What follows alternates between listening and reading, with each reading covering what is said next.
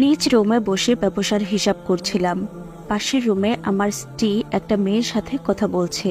মেয়েটি আমাদের পাশের ফ্ল্যাটে বেশ কয়েকদিন যাবৎ থাকছেন আর নানান বিষয় নিয়ে আলোচনা করছেন।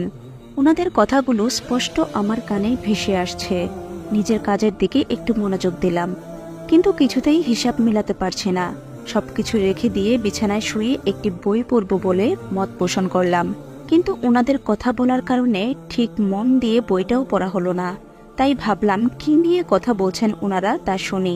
পাশের ফ্ল্যাটের মেয়েটি বলছেন, আচ্ছা ভাবি, আপনার স্বামী সারাদিন বাইরে থাকেন এবং আপনি তো সারাদিন একাই বাসায় থাকেন, এতে আপনার খারাপ লাগে না? আপনি চাইলে তো আমার মতো একটা ছোটখাটো জব করার মাধ্যমে সময়টা পার করতে পারেন। আমিও ঠিক আপনার মতো সারাদিন বাসায় একা থাকতাম, কখনো টিভি দেখতাম, কখনো গান শুনতাম, নয়তো ফেসবুক নিয়ে পড়ে থাকতাম। হঠাৎ করেই একদিন সিদ্ধান্ত নিলাম যে একটা জব করলেই তো সময়টা ভালোভাবে পার হয়ে যাবে। স্বামীর কাছ থেকে নিজের হাত খরচের জন্য টাকা চাওয়াটা নিজের সম্মানে লাগে। বিয়ের পূর্বে তো একেবারে স্বাধীন ছিলাম, আর বিয়ের পর ঘরকুনো হয়ে গেলাম, তাই এখন আর তেমন একাকিত্ব অনুভব হয় না। মাঝে মধ্যে রাতের খাবার বাইরে খেয়ে নেই। চিন্তারও অবসান হলো।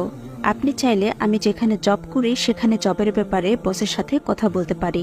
বেতনের দিক দিয়েও ভালো, মাসে 25,000-এর মতো। পাশের ফ্ল্যাটের ভাবের কথা শোনার পর আগ্রহ বেড়ে গেল। দেখি এই ব্যাপারে আমার স্ত্রীর মতামত কি। আমার স্ত্রীর কথা গভীর মনে শুনে যাচ্ছি। সে বলছে, ভাবি, আসলে আমার স্বামী বাসায় থাকা অবস্থায় যেমন আমি একাকিত্ব অনুভব করি না, ঠিক তেমনি তিনি বাসায় না থাকলেও ওনার অবর্তমানে একাকিত্ব অনুভব করি না। ভাবি অবাক হয়ে প্রশ্ন করলেন, মানে? আমার স্ত্রী শান্তভাবে বললেন, আপনাকে ব্যাপারটা একটু বুঝিয়ে বলি। শুরুতে আমার প্রতিদিনকার রুটিন সম্পর্কে একটু বলি। আমার রুটিন অনুযায়ী রাতের শেষ ভাগে তথা ফজরের ওয়াক্ত শুরুর ঘণ্টা খানেক আগে ঘুম থেকে জেগে ওযু করে স্বামীর ওযুর পানি উঠিয়ে রাখি। তারপর স্বামীকে জাগিয়ে দিয়ে প্রথমে তওবা করি, তারপর তাহাজ্জুদের সালাত আদায় করে অল্প কিছুক্ষণ কয়েকটা সূরা তিলাওয়াত করি। আমার স্বামীও তিলাওয়াত করেন। তারপর ফজরের আজানের পূর্বেই আমার স্বামীকে মসজিদে পাঠিয়ে দেই। তার কারণ হলো, সবার আগে আজানের পূর্বে মসজিদে গেলে খুব বেশি সওয়াব মেলে। ফজরের আজান হয়ে গেলে সালাত আদায় করি এবং আল্লাহর দরবারে ক্ষমা প্রার্থনা করি। সালাত আদায় করার পর জিকির করি। মসজিদ থেকে স্বামী বাসায় এসে গভীর মনে আমার কোলে মাথা রেখে কোরআন তিলাওয়াত করেন। সূর্যোদয়ের 12 মিনিট পর আমরা একসাথে ইশরাকের সালাত আদায় করি।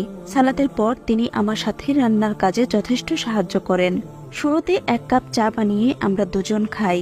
তারপর এক চুলায় আমি তরকারি ও অন্য চুলায় তিনি ভাত রান্না করেন, আর সাথে অনেক গল্প করি।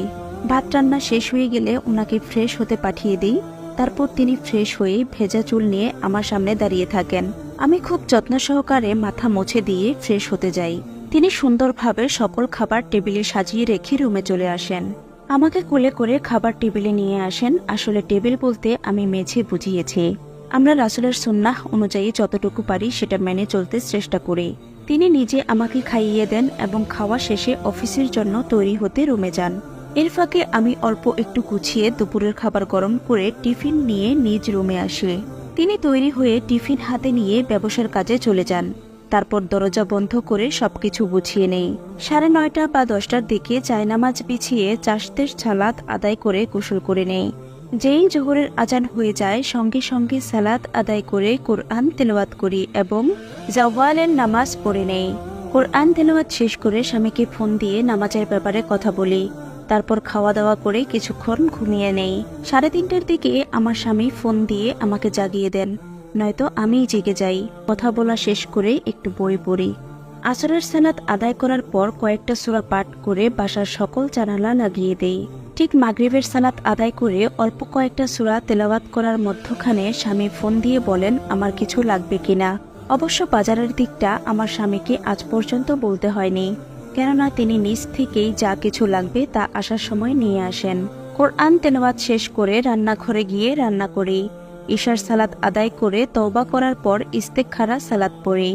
তারপর 2টি সূরা তেলাওয়াত করি। ইশার সালাতের পর তিনি খুব ক্লান্ত হয়ে বাসায় আসেন। আগেই সালাম দিয়ে মুখের ঘামগুলো খুব যত্ন সহকারে মুছে দেই। হাত থেকে ব্যাগটা নিয়ে 1 গ্লাস পানি নিয়ে ওনার দিকে এগিয়ে দেই। আমার স্বামী গ্লাসের অর্ধেক পান করে আমার দিকে বাড়িয়ে দেন, বাকিটুকু আমি পান করি। ওনার দিকে তাওয়ালটা এগিয়ে দেই। তিনি ফ্রেশ হতে গেলে আমি 1 কাপ চা তৈরি করে নিয়ে আসি। তারপর চা খেতে খেতে গল্প করি, শেষে খাওয়া দাওয়া করে ঘুমিয়ে পড়ি। আপনাকে এত কিছু বললাম এই জন্য যে আমি কখনোই নিজেকে একা ভাবি না।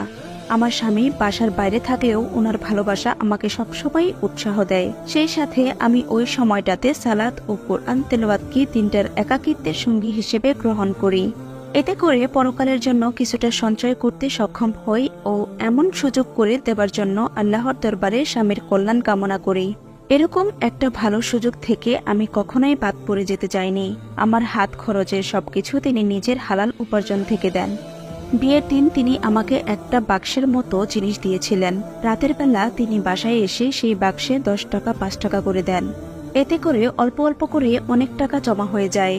কি প্রয়োজন বাইরে বের হয়ে পরপুরুষের ওই লোলুপ চোখের খোরাক মেটানো? আমার কাছে স্বামী এবং ইবাদতই পরম বন্ধু। আলহামদুলিল্লাহ, এই বন্ধুদের নিয়ে বেশ আড্ডা দেই প্রতিদিন। আল্লাহর রহমতে বেশ ভালো আছি আলহামদুলিল্লাহ। প্রিয় ভাই ও বোনেরা, আজকের ভিডিওটি যদি আপনাদের ভালো লেগে থাকে তাহলে অবশ্যই ভিডিওটিতে লাইক, কমেন্ট এবং সাবস্ক্রাইব করে আমাদের পাশেই থাকবেন।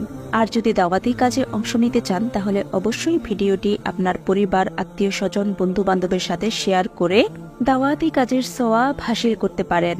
আপনার সুস্থতা কামনা করে আজকের ভিডিওটি এখানেই শেষ করছি। ভালো থাকবেন সবাই। আসসালামু আলাইকুম ওয়া রাহমাতুল্লাহ।